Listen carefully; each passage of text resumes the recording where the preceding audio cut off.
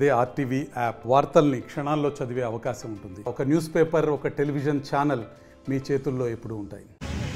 కేజీబీలో model స్కూల్స్లో 47 మందిని కడప జిల్లాలో అవుట్సోర్సింగ్ కింద కాంట్రాక్ట్ కింద అపాయింట్ చేయడం జరిగింది. అదే తెలుగుదేశం ప్రభుత్వం వచ్చిన తర్వాతనే అపాయింట్ చేశారు. తెలుగుదేశం గవర్నమెంట్లోనే అపాయింట్మెంట్ లెటర్ ఇచ్చినారు. స్వయంగా కలెక్టర్ గారే అపాయింట్మెంట్ లెటర్ కూడా ఇవ్వడం జరిగింది. కలెక్టర్ గారు లెటర్ స్వయంగా ఇచ్చినప్పటికీ ఇప్పటికి 9 నెలలు అయిపోయి 10వ నెల కూడా పూర్తి కావస్తున్నప్పటికి కూడా ఇప్పటి వరకు జీతాలు ఇవ్వలేదు. కారణం ఏంటంటే అడిగితే మినిస్టర్ సవితా గారు సంతకం పెట్టలేదు. ఆమె ఇన్ఛార్జ్ మినిస్టర్ సంతకం పెడితేనే మీకు జీతాలు వస్తాయని చెప్తా ఉన్నారు.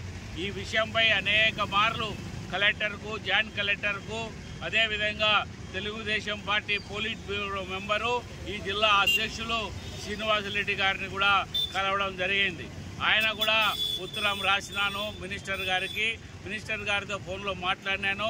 వెంటనే సంతకం పెడతారు అని చెప్పేసి ఆయన కూడా చెప్పడం జరిగింది. కానీ కూడా ఈరోజు ఏమాత్రము రెస్పాన్స్ లేదు.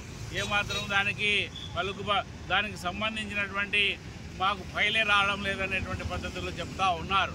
ఈరోజు అనేక రోజులుగా తిరుగుతున్నప్పటికి కూడా వీరి పని మాత్రం చేయించుకుంటా ఉన్నారు. వీళ్ళ పనులు మాత్రం కరెక్ట్గా చేస్తున్నారా లేదా అని వాకప్ చేస్తూ ఉన్నారు.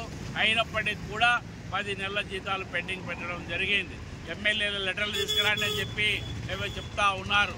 ఆ రోజు అపాయింట్ చేసేటప్పుడు ఈ తెలుగుదేశం పార్టీ నాయకులకి సంబంధించినటువంటి వాళ్ళే కొంతమంది ఎమ్మెల్యేలు, కొంతమంది వాళ్ళ కింద ఉన్నటువంటి వాళ్ళు అందరూ కలిసి రికమెండ్ చేసి కొంతమందిని అపాయింట్ చేశారు. వారితో పాటు ఎగ్జామ్ రాసి మెరిట్ పైన అపాయింట్ అయిన వాళ్ళు కూడా ఉన్నారు. మెరిట్ పైన అపాయింట్ అయిన వాళ్ళకు జీతాలు లేవు.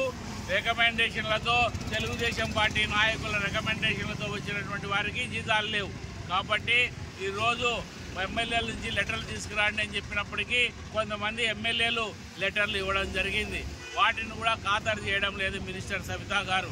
వెంటనే మినిస్టర్ సవితా గారు సంతకం చేసి వారి జీతాలు విడుదల చేయాలని చెప్పేసి ఈరోజు కలెక్టర్ గారికి విజ్ఞప్తి చేస్తూ ఉన్నాం. అదే సందర్భంలో ఈరోజు ఈ ఎడ్యుకేషన్ డిపార్ట్మెంట్లో ఉన్నటువంటి వీరికి జీతాలు ఇవ్వకపోవడం అనేది దుర్మార్గకరమైనటువంటిది.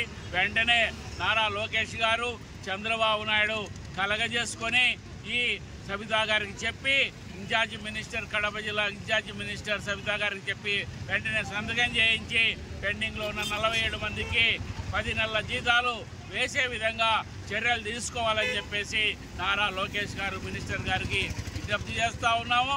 కాబట్టి వెంటనే మినిస్టర్ కలగజేసుకోవాలని చెప్పి కూడా మేము విజ్ఞప్తి చేస్తూ ఉన్నాం.